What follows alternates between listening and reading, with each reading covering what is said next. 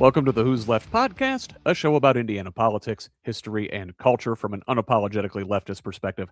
My name is Scott Aaron Rogers, and I'm recording from Bloomington. So, in case you missed the announcement over the holidays, like, what, there was anything else going on?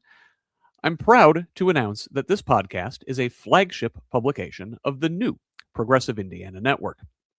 We're adding a massive addition to the HoosLeft house, inviting in like-minded Indiana creators and running a new flag up the pole, but HoosLeft is still here, and I will continue to publish under that brand name, living as a section within the pinosphere, as it were. Check out some of the work our other contributors are bringing to the table. Good stuff, and there's a lot more where that came from. Now, with that, I do hope this episode has found its way to you through the normal channels with minimal disruption to your listening experience. I apologize if you had any inconvenience. Thank you for supporting us through our growth spurt, gangly awkwardness, and all. So, speaking of awkward, my guest today is, at the time of publishing anyway, currently stranded on a Caribbean island due to U.S. military operations in Venezuela. From the Columbus Republic, quote, Cinde Wirth, a former Democratic nominee for Indiana's 6th Congressional District, was vacationing in Bonaire, a Dutch island about 50 miles off the coast of the South American country, when she learned Saturday morning that her return flight to the United States had been suspended. End quote. Now, she has family there and was visiting for the holidays, and fortunately, she does already have a flight booked and will be returning home soon. Personally, an inconvenience; internationally, a giant can of worms. But today's conversation isn't about any of that. Recorded a couple weeks ago, in the before time, the long, long ago, in this conversation, we talked to the scientist, teacher, small business owner, and freshly minted PhD who is running for Congress for the third time in Indiana's 6th District. We'll talk about her diverse career in science, education, and business, as well as her experiences as a staffer on Capitol Hill, where she has already written and shepherded legislation through to passage, which is more than many of our current congresspersons can say. And in this desperate time when we need to swing for the fences, we talked about the need for bold policies like Medicare for All and a public jobs program to address things like social entropy and economic inequality. Real quick, before we get to the interview, I do have a big ask. This is an independent media project. We don't paywall content. We don't sell out to advertisers, and we don't have billionaire benefactors. And hey, now we have more mouths to feed. Only individuals like you keep this thing going. It is a foundational principle of HoosLeft and the Progressive Indiana Network that we refuse to gatekeep valuable information in the middle of a political crisis, even if that's not in our financial best interest. So please, if you find value in this work, go to progressiveindiana.net and subscribe at the paid level. It's only $5 a month or $50 a year to help us build the infrastructure that will pop the right-wing media bubble in this state. You can also still make a one-time contribution to me on Cash App or Venmo. Links are in the show notes. And look, I get it. The holidays left your budget stretched tight. You can still help out by liking and sharing on social media, commenting, leaving reviews, providing feedback, and forwarding articles to your people. You get me next time, all right? Mostly, we just want you here in this community of Hoosiers dedicated to making this state and its government work for all of us, not just the elite few. Please, join us. Follow on Blue Sky, Instagram, and Threads at whosleft.us and on Facebook, X, TikTok, Mastodon, and YouTube at HoosLeft. Progressive Indiana Network is at its full spelled out name on most social media sites, but on X, Blue Sky, and TikTok, it is PIN Indiana. Please give us a follow over there. Could really use your help growing the new project. Tell the others. Follow us wherever you're at. Let's build a radically democratic Indiana together. Now, here is my conversation with Cinde Wirth. All right. Hey, Cinde Wirth. Welcome back to the HoosLeft Podcast. Thank you. So, hey, since the last time you were here, big developments. I understand you just completed your doctorate. I did. I received my PhD in educational studies from Ball State on Saturday, and they put the velvet stole around me and took my picture and said congratulations. And I have officially climbed every mountain you can climb in academia as a first-generation college student. Wow. So, yeah. Wow. Save some for the kids behind you, right? No. Congratulations. That's very impressive. I mean, listen, first time I had you here, I wrote in the notes after the show, like how impressive you were. Like, oh man, Cindy's a very, very smart person. We need to talk to her more. And yeah, you didn't even need the piece of paper to prove it, but now you got the piece of paper to prove it. I think when you've had things said to me that I've had said to me, that piece of paper sometimes is a good thing to have in your back pocket, not just for yourself, but for people who say, you need more experience. You're not enough of this. You're not enough of that. That cannot be said any longer. I mean, I was a student who was told I wasn't exactly college material. Wow. So, I am. Prove them wrong. Yeah. I guess. And then some. So, hey, since not everybody that's listening to this or watching us will have caught your first appearance on our show. So let's fill some folks in and introduce you. Tell the people a little bit about yourself. So I'm Cinde Wirth. My formal name is Cynthia, but I go by Cindy. I'm a scientist. I'm a teacher. I started off a small business owner when I finished my first round through college as an undergraduate. So I have worn many hats, and for many reasons. Most of those is because it was something that was needed. I needed to fill some role that, and so I've worn a lot of hats along the way doing that. And I take some shots about that, but I'm very proud of all of the things that I've done. And I think my resume speaks for itself, that there's not a challenge that I've ever backed down from. And you have this broad array of experience. I mean, sure, especially like you go to Congress, everybody's a friggin' lawyer, right? I mean, we got enough lawyers in Congress, and frankly, enough business people too. We need scientists and educators and, tradespeople. We need a wide variety of knowledge in there that I think we're generally lacking, and people that have within them of a diverse array of experience as well. I think that's important. I think so too. I was fortunate enough to spend a year on Capitol Hill as a fellow, and what I saw was that my skill set is valuable there. The things that I've experienced, the things that I happen to know about, those odd little things I've run across in the scope of the work that I've done, either to help put food on our table or raise our kids, is needed, because there are just strange things that if you know something, it's very helpful. Absolutely. So you are running for Indiana's 6th congressional district, and we just had some drama in the state house. I suppose it's nice to know that the 6th congressional district remains the same as it was.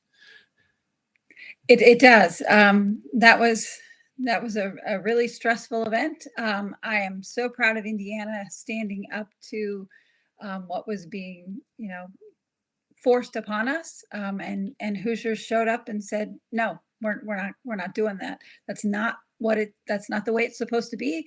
And just because everybody else is doing it doesn't mean we have to do it too. So we have 11 counties in the 6th district.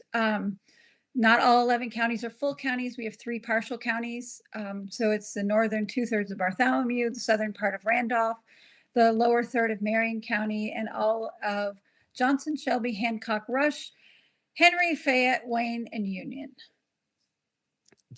You almost had a little melody going there. I heard the Animaniacs song starting,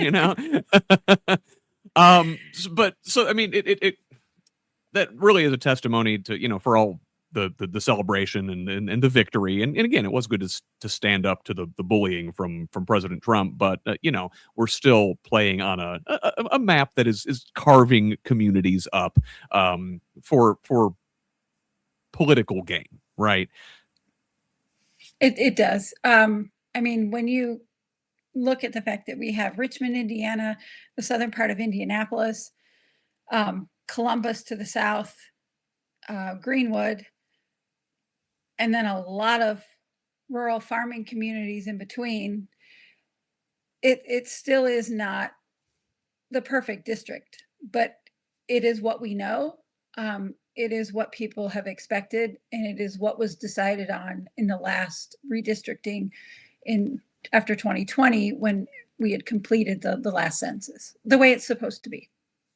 Yes, and again, drawing maps for political purposes is one thing, and yes, our maps are currently gerrymandered, but they're not as incredibly offensive as this proposal that they were debating. So, listen, this is your third go around. This will be the third round. The first time, I was never planning on running. I was going to wait until I finished my doctorate to run. So this is actually the first time I was supposed to have run. Why did I before? We had one person running in 2022 who was over 85 years old, who wanted to dismantle NATO, and there was no one else who would run. And so at the last minute, I was asked, and I said, well, I wasn't really planning on it. I'm in the middle of doing a doctorate, but okay. So I did take a little bit of time off and focused just on the campaign, and did pretty well in 2022 as a first-time candidate with a new district, a brand new district. So I came back in 2024. There was no other person signed up to run at all. So I said, okay, yeah, I'll do it again. So this will be the third time. Really, the first time I was supposed to be running. So yeah, I mean, I guess let me ask about that. After having done this twice before, what makes you want to climb back on this horse again? Is it because you feel like you didn't get a chance to really give it your full effort the first couple times? No, we gave it our full effort. Like I said, I took time off, from what I was doing, to solely focus on it and gave it everything. And that's what I had promised, that I would do. And I did. So I'm very proud of what I've done before. In fact, there's some organization that did give me some kind of a kudos for producing the most point gain for the least amount of money spent across the nation, which as somebody who will fight furiously for campaign finance reform and taking big money out of politics and ending Citizens United, that meant a lot to me.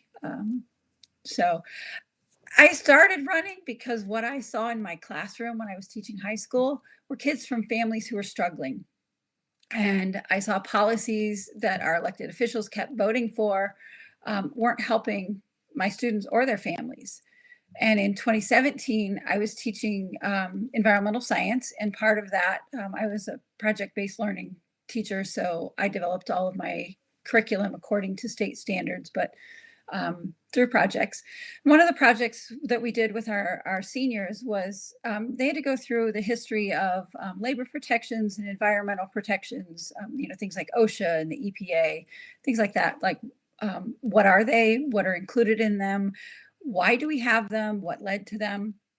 And in the middle, and looking at things like the Cuyahoga River on fire, and students today have never seen things like that, and they're usually really shocked.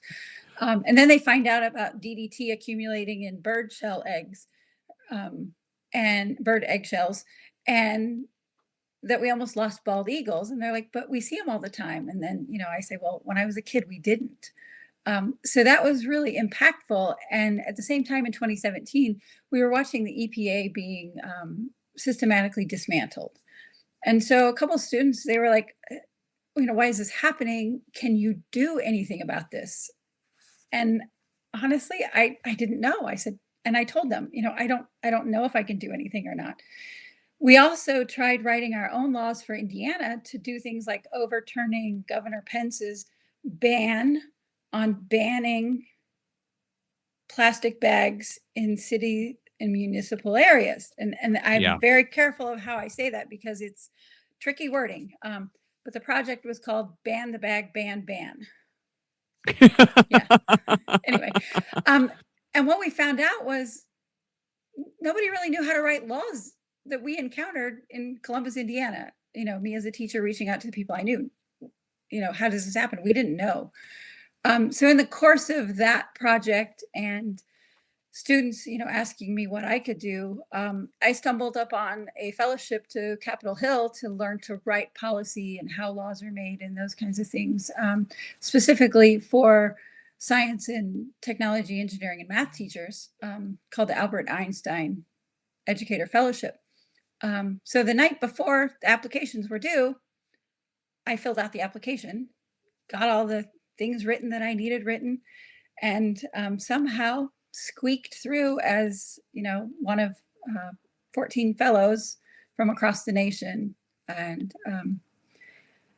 had no idea most people apply 4 or 5 times. Just kind of I just really didn't know much about it, but it looked really interesting, and it was incredible. So, and I went the next year, so I applied that fall and I was in DC the next fall.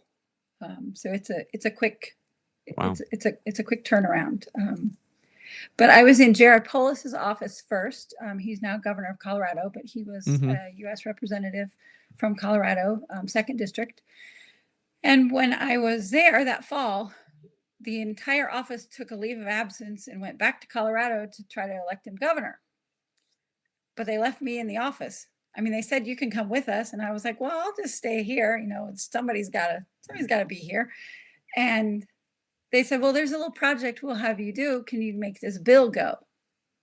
And I said, sure. So it was about the 19th Amendment, establishing a monument to women's voting rights from a Colorado sculptor.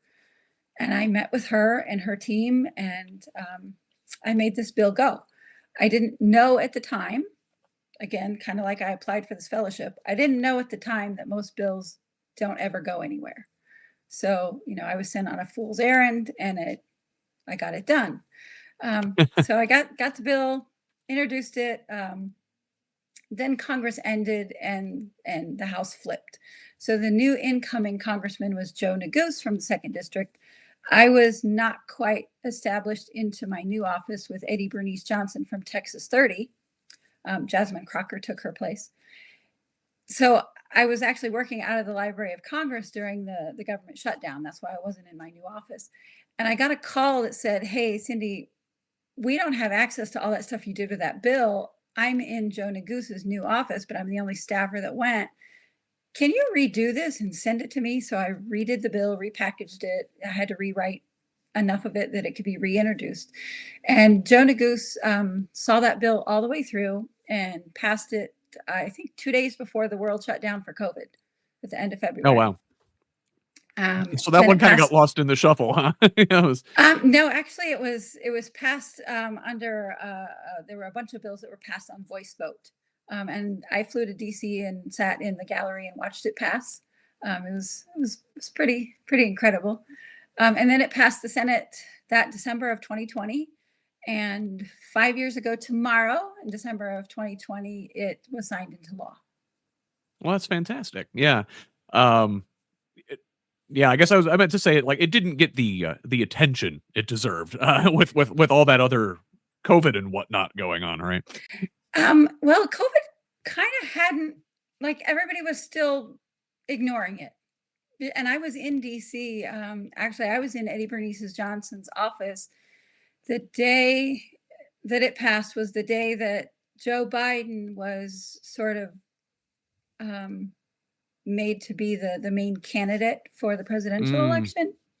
And she told our chief of staff, because her office was the last one I was in, And she knew I was in the office and that I had watched the bill pass because I made her sign on to that bill. And she, of course, did, happily. And she told the chief of staff to not to let me leave because she wanted to talk to me. And so I spent about, I don't know, 3 or 4 hours in her office that day with her, talking to her. So we hadn't quite shut down for COVID yet. She was a nurse. So we had some really robust conversations about viruses and particle sizes and masks. And, it was that early on in COVID. So. Yeah, and that's before anybody really knew and began to even think about that sort of stuff. Like we were still asking those questions. We were wiping down groceries, Yep. It was. So yeah, it was, I guess you could say I caught the bug because once I saw how the mechanics of it all worked, and I had already spent a year looking at, how policy is developed. And I got to see, when I was in her office, she was the first female chairwoman of the Science Space Technology Committee. And that was pretty incredible to be in her office at that time. So I would sit in the hearings of the Science Space Technology Committee, and I would listen. I would look at the issues. I would read. I would access the Congressional Research Service for more background on things that I wanted to know more about, like our National Science Foundation, where a lot of our science programs came from, things like that. And then I would look at, where we were today and other legislation that was out there, other reports that were coming from National Science Foundation and other organizations, the AAAS, American Academy of Science.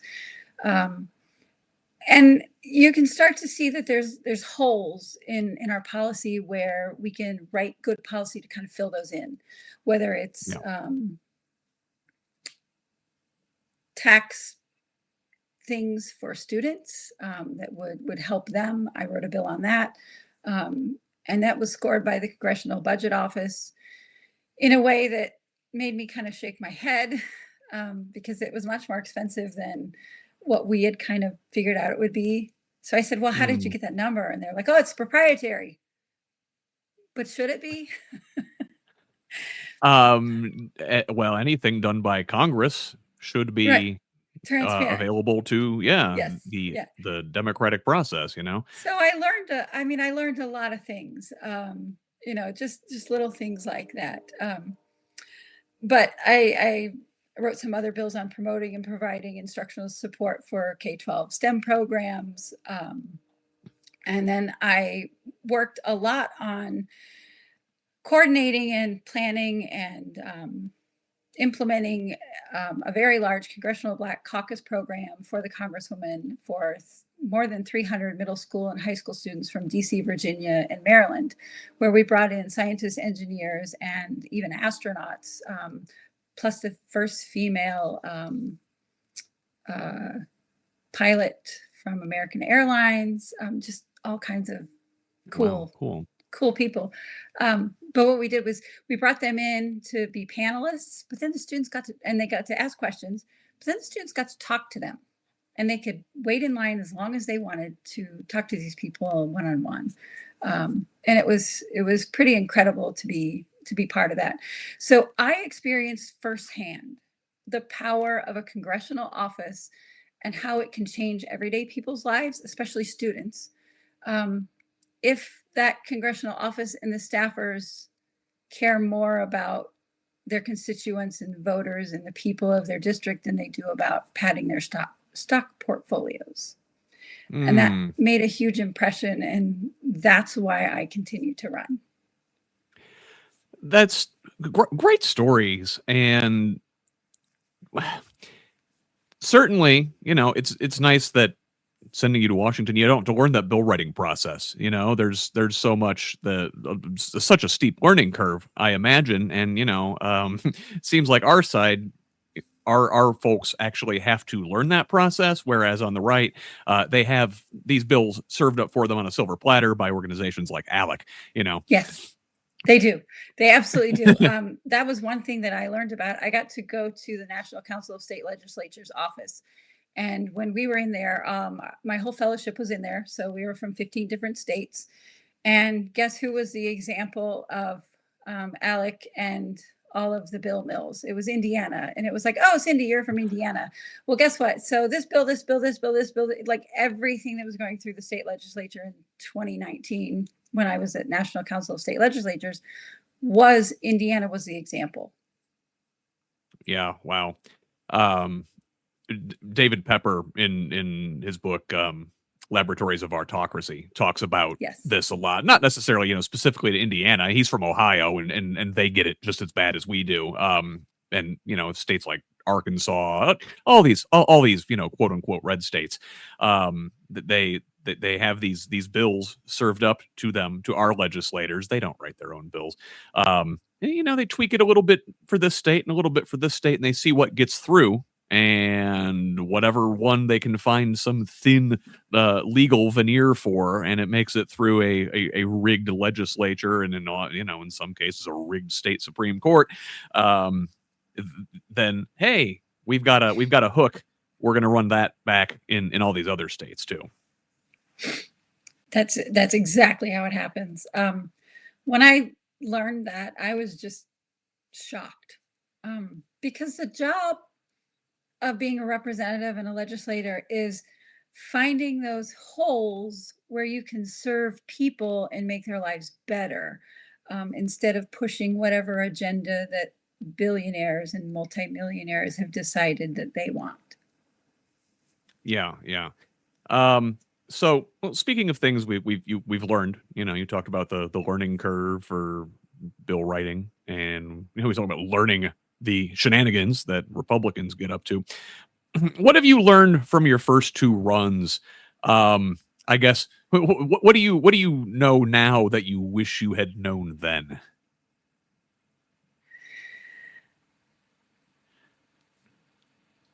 I'm not sure if it's anything I didn't really know, but it's been kind of reinforced, that Hoosiers do really value hard work and autonomy, as well as authenticity.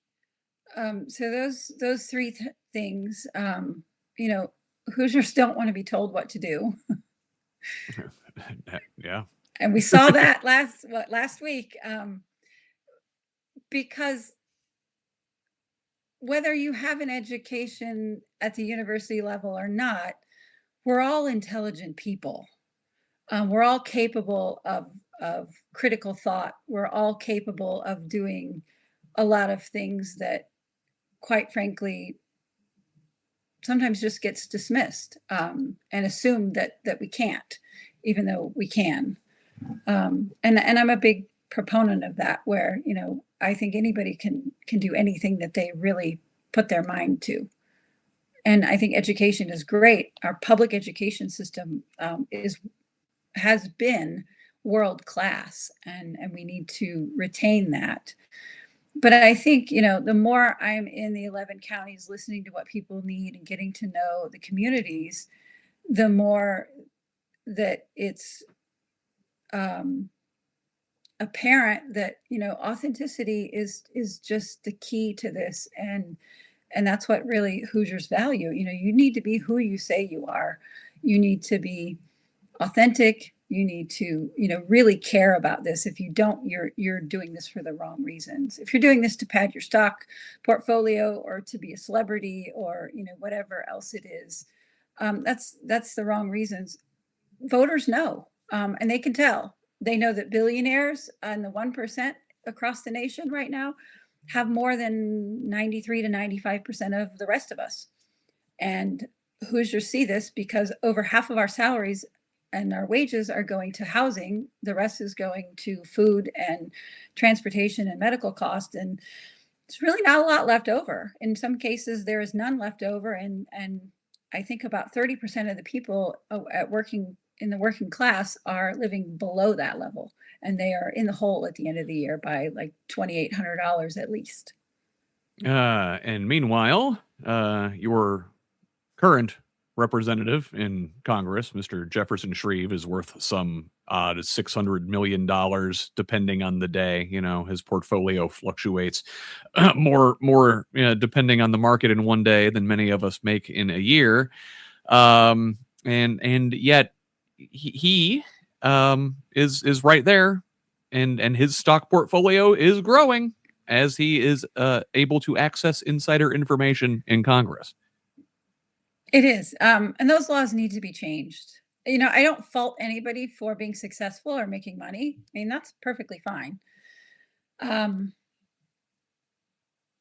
think when you get to the point where you have no idea what it's like to have more month at the end of your money, maybe you're not the best person to represent people who are living that way every day. And I think, I think that's important. My husband's lost 3 jobs in the course of 6 years, not for anything that he's done. In fact, he's in sales and he was doing very well. It's the way that companies are structured right now, because if you do well in sales, they have to pay you a commission. That makes their bottom line look bad at the end of the year. And, we've been self-employed for 20 years before this. So this was new to us that, that this can happen. So, I mean, he's in a good spot now, but we know what that's like. We're still climbing out of that last hole that, that we were in. And in 2008, we lost our entire business to the flood. 16 years worth of work, 7 days a week. Oh man. Just washed away. So we know what that struggle is like. I started teaching because we didn't have health insurance, and there weren't a whole lot of jobs. If you remember, in 2008, the economy was not in great shape. So I was able to get a teaching license and started teaching. I had been at IU doing some adjunct work, but there's no benefits with that. And so so I started teaching high school because they gave me the same schedule as my kids. We had health benefits. We went for 2 years without insurance before I was got a full-time job. So I know the struggle. And we just came off of, again, the marketplace insurance last year. And I'm looking at those premiums that we were on last year that are going to be coming in January. And there's millions of people who are facing this. It's just incredible that we haven't solved this problem that we know how to solve. And all we have to do is look to all of our friends across the world who have this, Medicare for all. It's not rocket science. It's good policy. It's good taking care of our citizens. Well, I'm glad you pivoted to policy for me, because I want to talk about big things. Excuse me. So, we obviously, with the Trump administration being as extreme as it is in engaging in all of the illegal activities daily. I mean, pick a day, you've got a new impeachable offense. So I guess how to dig out of this thing, we've got to think big. And I think a lot of Democrats are paralyzed, maybe timid, maybe they think, or they're afraid to go big because they think that will scare folks. It makes them unelectable or whatever. And I'm over here thinking, listen, you don't dig out of fascism by half measures, and certainly we're going to have to do something bold to make sure we don't get to this point again. So you mentioned Medicare for all. That's a big thing that I think is mandatory for any Democrat to support going into the 2026 election. I mentioned Trump being a walking impeachment case every day. If Democrats can take the House in 2026, should we be thinking about impeachment on like day one of the next Congress? I would think that would happen. Yes. I mean, I was in DC when articles of impeachment were given out by Representative Green the first time. Al Green, I think. Oh yeah. Yeah. Because I remember I made an impeachment cobbler and took it to the office. I'm on my bicycle, no less, because I rode my bike every day. Yeah. So I think that if the House does flip, yes, I think that will happen on day one. I would not be surprised if things don't start changing in January with the pushback. And I think Indiana might have kicked something off last week, because across the nation, we're seeing more people start to stand up to things that are going on that we know is wrong. I mean, when we know something's wrong, just because somebody's doing it doesn't make it right. And we all know this. We learned it. My oldest is a kindergarten teacher. We learned this in kindergarten or before. And I think we all know that. I think it's just having that first, whoever it is, stand up to what's going on, and then making it so that other people have the courage to do the same. Yeah, absolutely. You said something about like making sure it doesn't happen again. Yeah. But I've thought a lot about that. I've read a lot about what happened in World War II, what led up to World War II. I read a lot about women's roles in how World War II ended, and the intelligence that was gathered, and all those kinds of things. It's fascinating. So what I came away with and I am pretty much a systemic thinker. I mean, I'm a biologist. I look at systems, whether they're natural systems. Everything's interconnected everywhere. And when you take things out in isolation, something gets lost. So I think that none of these programs, social safety nets, democracy itself, are immune from what's called social entropy, where, entropy is kind of when things fall apart kind of naturally, unless you invest energy or put something into that system. And I think this works the same. And they call it social entropy.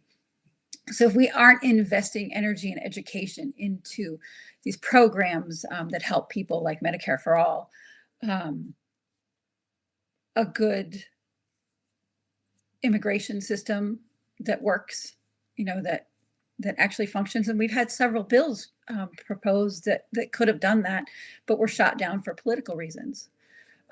So whatever gains we make in the near future, or whatever gains that we still are able to hold on to today, those could just as easily slip away without putting in this energy and investment back into protecting this. And I think, it only takes a few generations, I think, for that to happen. So, but you talk about big thinking too. And I mean, it is big thinking and it's aspirational thinking, but in reality, it's thinking smaller. It's putting people's needs before other needs, and making sure that everybody's taken care of. And so I think you can kind of think of it two ways. It is big thinking, but it's also thinking about individual people and ending that dehumanization, that level of dehumanization that is so prominent today. And I think, we can look to the past of how we solve these. The solutions we've had in the past, they weren't perfect. They might not have been elegant. They might not have been the best, but perfect is the enemy of the good. And even when we're looking at our data today, we've got to be thinking 10 steps ahead, not just what's the next move, because we're more than playing chess. And I think at the moment, we're all still playing checkers and chess, but the other side might be playing dodgeball. Yeah, it certainly seems like it. Yeah, they're not. That's not the thing. They're not playing thinking games anymore. They're playing doing games. Yeah. So, well, you mentioned the generations and this concept of social entropy, which I find fascinating. You say it only takes a couple generations, and I think it takes about 4.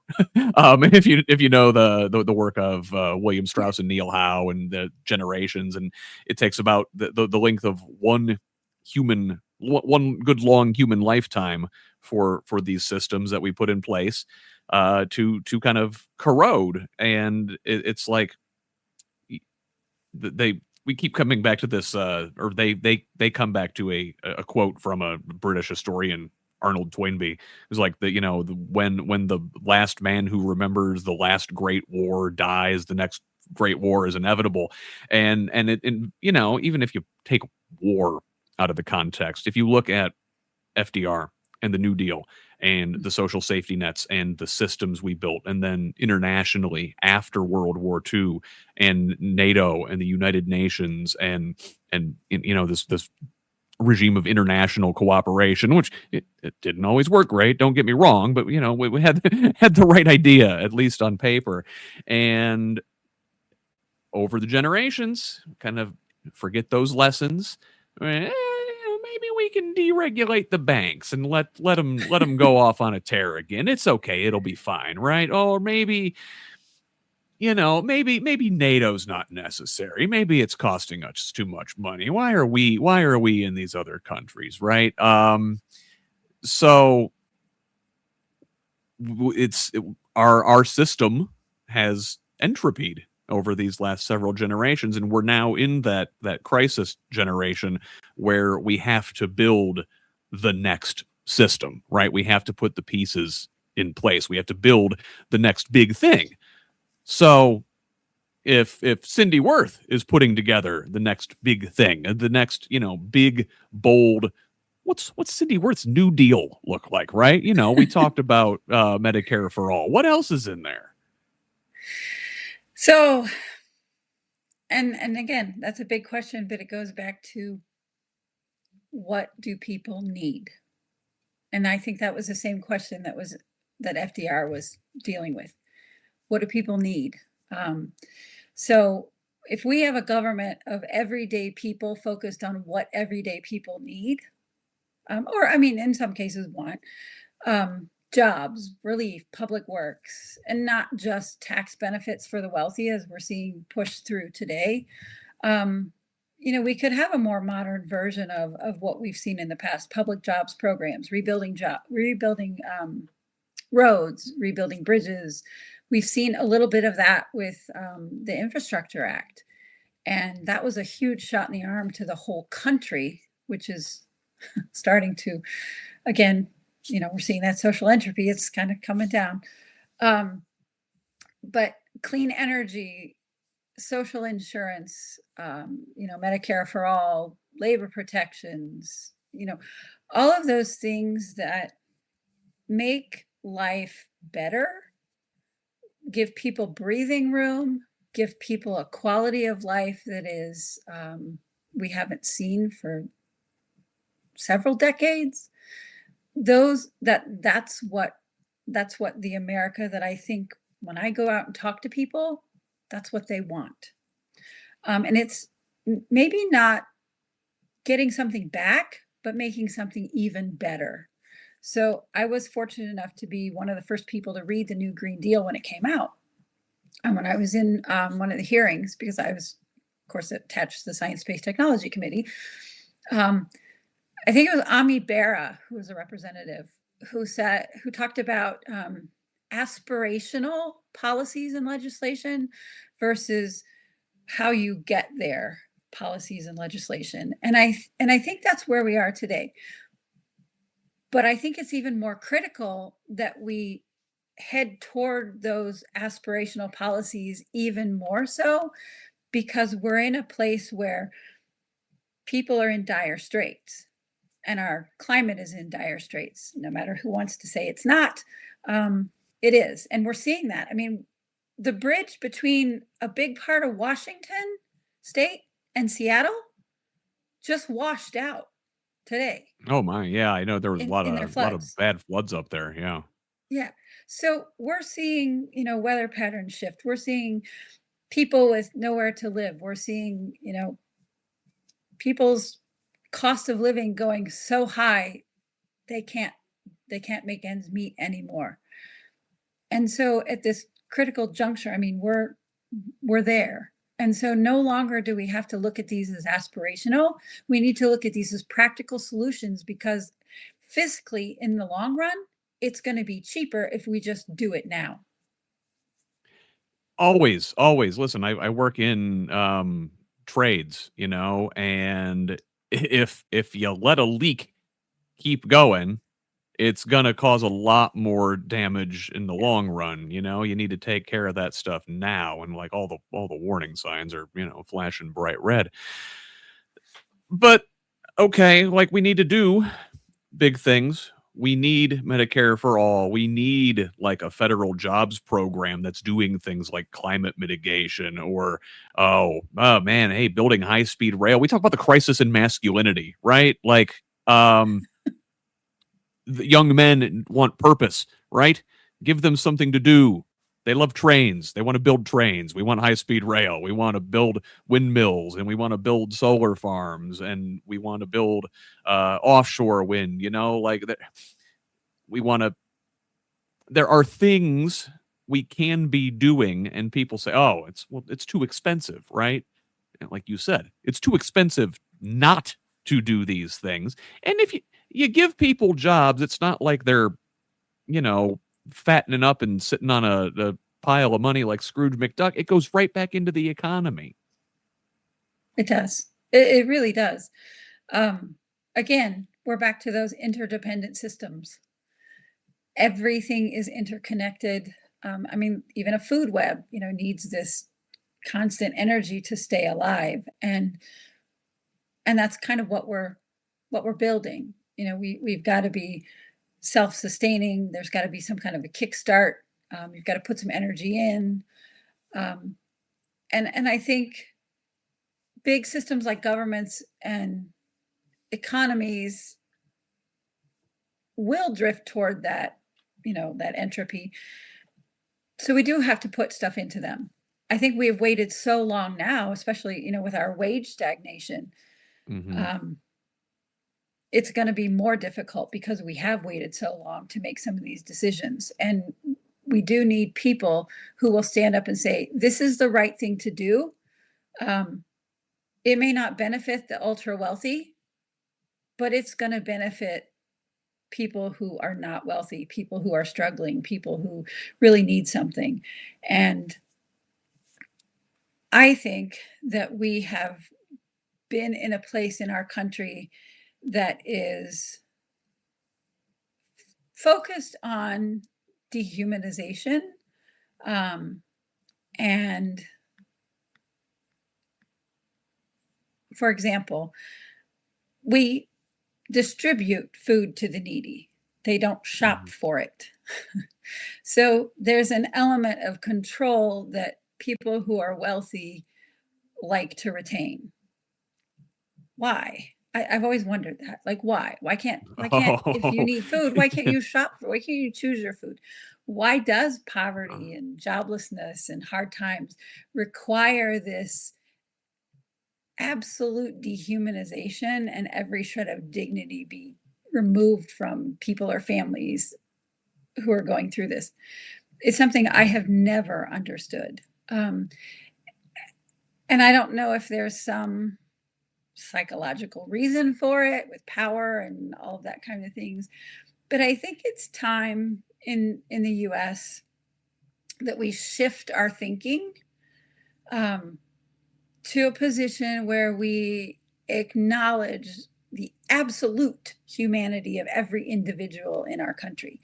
And by absolute, I mean it in the term that we all learned it in middle school math, where that sign was on either side of the number, and it didn't matter if it was positive or negative. It just was that whatever, that entity inside it. And I think if we go back to this absolute humanity, when you're looking at a representative government, if that's the philosophy that is taken about representing people, that's how you serve people. Yeah. And because right now we've been serving special interests, right? We've been serving the powerful, we've been serving the wealthy, and you get a situation where it's like a game of Monopoly, which Listen, good branding. They've good marketing. They've got themselves a nice product there. People seem to like it. Monopoly is a terrible game. And when it goes on, and you got one guy has all the money, and everybody else is just barely getting. But they just want it to end. And what you need is you feed money into the bottom of the system to keep the game going. Otherwise, it's no fun for anybody. And I think, wasn't that why the woman designed it, was to illustrate how it gets out of hand? Yeah. The original game definitely got tweaked when Parker Brothers bought it. Yeah. I think so. I think part of this goes back to public education. So public education is the foundation of a good, strong, thriving democracy. And when we have a well-educated public, from public education,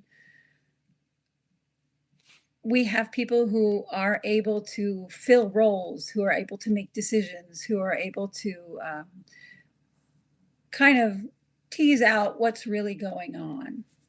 And I think that's really important. And we have also undermined that. And I think when public education started to fall is when things started falling faster. Yeah, and it has been a decades-long plan to undermine public education. For various reasons. You've got folks that are in it for the racism. Like school vouchers. We were just talking about this the other day, and the history where those came from, and the backlash to Brown versus Board of Education. Then you have like the libertarian property extremists who are just like, well, the state shouldn't do anything. Everything should be privatized. But this is one of those things. You said we have to look to our friends in the rest of the world and the way they do things. And our Nordic friends have very well funded public education systems, and they do very well. They have fully funded healthcare systems, single payer, have better outcomes for lower costs too than we do. And in a way, that's just like it's American exceptionalism. It's toxic American exceptionalism. It's what we know best. Might makes right.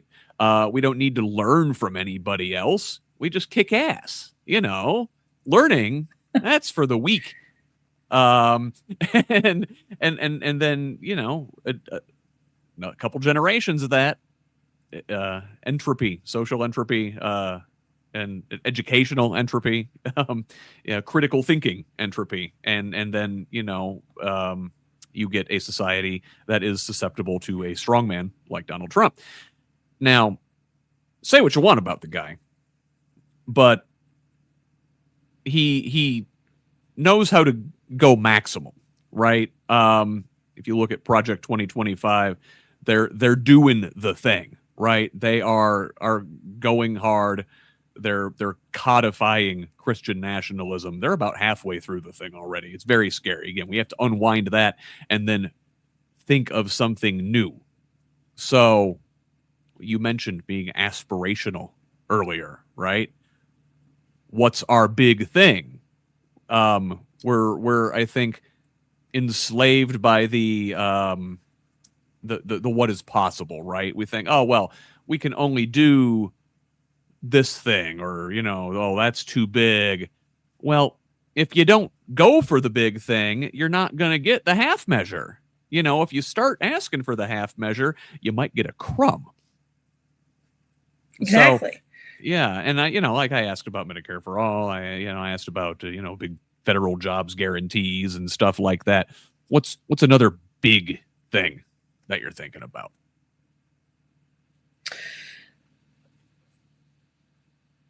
I think the American people have kind of lost the plot of the basis of the United States. And I think we need to dial that back. Because, at the moment, we have multimillionaires and billionaires making tone-deaf decisions about our everyday lives. They have no idea what we're going through, or they don't care. But when they're making decisions on behalf of people who can't pay the electric bill, don't have anywhere to live, or have to put groceries back on the shelf because they don't have enough in their wallet to pay for it, that's where we've lost the plot. Where we can change things, where we can go forward, is by starting where we live, who we live beside, who's our community, and then just scaling that up little by little.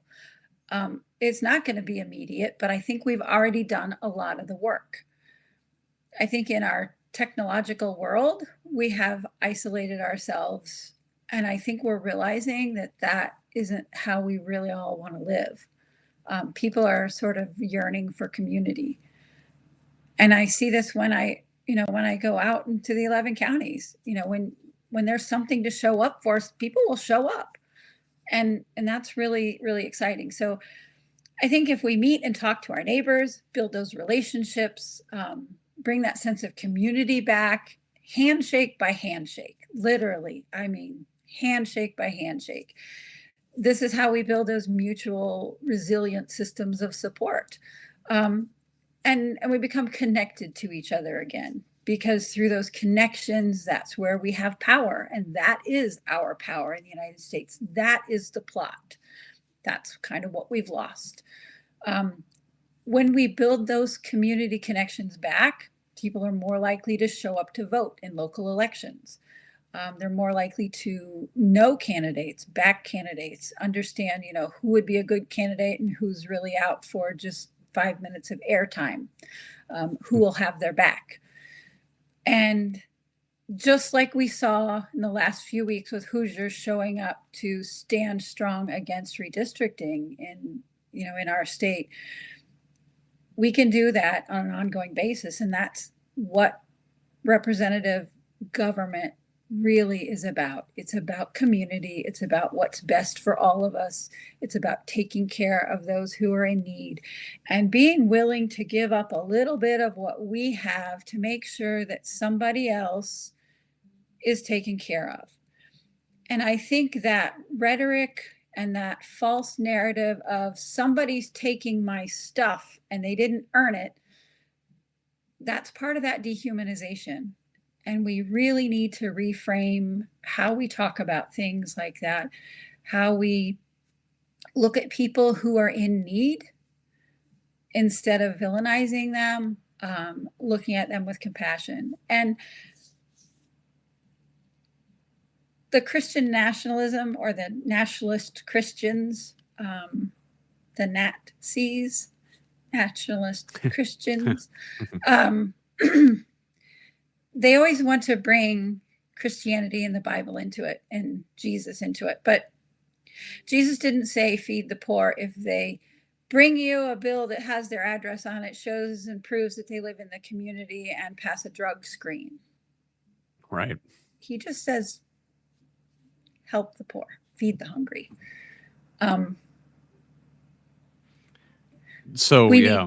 We need to really pay attention to what are we really doing,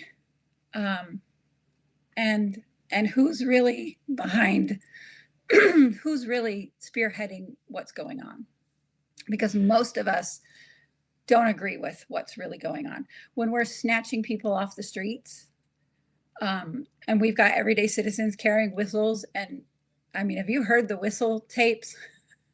It's incredible. And this is because of community. And I think we're seeing it. I think we're ready for it. I think people just have to be brave enough to say, I want to be a part of a community that is a good, supportive community where people love their neighbors. People don't care where you were born, what language you first spoke, or what color your skin is. They're your neighbors. They're Americans. They're here. We need to take care of each other. Yeah, really. So, going big and fixing these big interconnected systems, really, it sounds like starts with realizing that we are interconnected and we need each other first. Well, I mean, it is. It goes like this. We, the people of the United States, in order to form a more perfect union, establish justice, ensure domestic tranquility, provide for the common defense, promote the general welfare, and secure the blessings of liberty to ourselves and our posterity. But it starts with we the people. Yes, it does. Yes, it does. Well, where can the people of Indiana find out more about you, Cinde Wirth, and your campaign? So we are on socials. It's either WIRTH 4 or a C at the beginning for Cinde, C Wirth 4 Congress. And depending on the socials, we may or may not have had that handle. So that kind of varies a little bit. And then the website is WIRTH 4 Congress.com, which is on the screen. If you Google it, as long as you spell WIRTH right, you'll usually find me. At least I can find me. So you can find me there. And this is now my mostly full-time job. We still do have a small business, but I can balance that. I don't have to raise kids anymore. They're grown. So Yeah. They are a full-time job, to be sure, and it's I'm excited to see what you can do with this campaign now that you can now that you have the experience, that you've done this a couple times, and you can really. I said at first like you couldn't give it your all, but you gave it your all. But it's like now you're ready. Now you are ready, and I'm excited to see that, and I think the people of Indiana are excited to see that too. I am ready. I know the ropes, I know the roads, and I think I know every back road.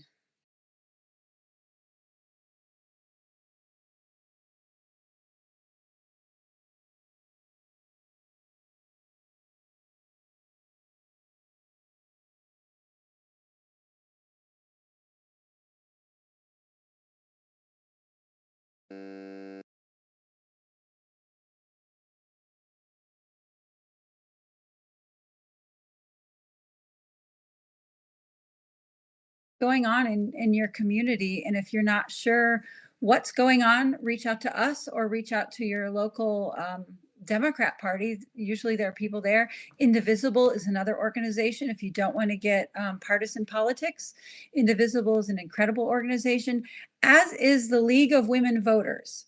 Mm-hmm. And Indivisible and League of Women Voters are two organizations that I think are just incredible that we have in the United States. And so if you're wanting to get involved with anything, any of those avenues, or reach out to us.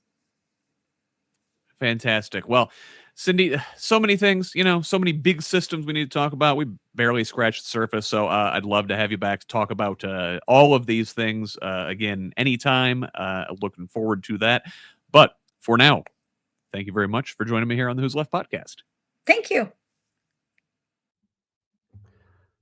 All right. Once again, that was Cinde Wirth, scientist, educator, small business owner, and a recently minted PhD, running for the U.S. House of Representatives in Indiana's 6th Congressional District. As we speak to more federal candidates throughout the year, I'll continue to press them to forward big, bold, visionary ideas like some of the concepts we discussed here today. We are in too deep to dig our way out of this thing with a spoon. All right. That's it for now. I will be back this Sunday, as I am every weekend, with Who's Left This Week on YouTube, Facebook Live, and at the source at progressiveindiana.net. Indiana's most thorough weekend Sunday news and politics talk show. It is a lot of fun if you can call following the news in this timeline fun. My panel and I go around the corn to cover all of the week's top Indiana news stories and look at U.S. and international happenings through a Hoosier lens. I hope to see you there in the comments. We need help combating the trolls. But if you can't make it live, the program will be available for download later Sunday afternoon. Thanks once again to Cinde for this interview, and thank you for listening. One last reminder to please consider contributing to this project with a paid subscription at whosleft.us, or even better, at progressiveindiana.net. where you will still find my entire archive. We rely solely on the generosity of kind patrons like you to make this information available for free to everybody.